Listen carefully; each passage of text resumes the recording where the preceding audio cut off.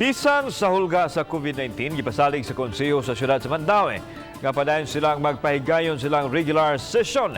Hinoon bukas sab sila mogamit sa bag-ong teknolohiya kung gikinahanglan. Ang report ni Nico Serino. Sa regular session sa Mandaue City Council, gipasar ang dugang mga lagda nga ipatuman.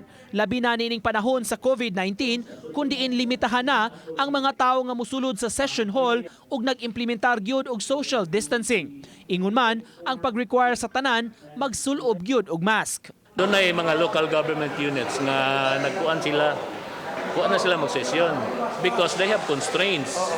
Kag may magka-sila session hall, magtinagdanay sila. In our case, we have enough space man na maka-distansya mi.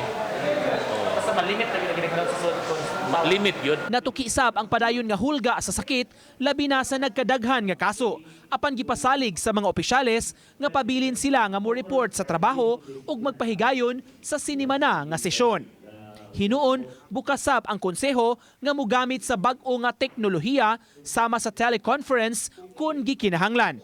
Apan nangayo og abag ang mga konsihal sa setup sa mga ekipo kung mogamit niini. If somebody can come out with a good alternative, we will do it. Technology lang yun.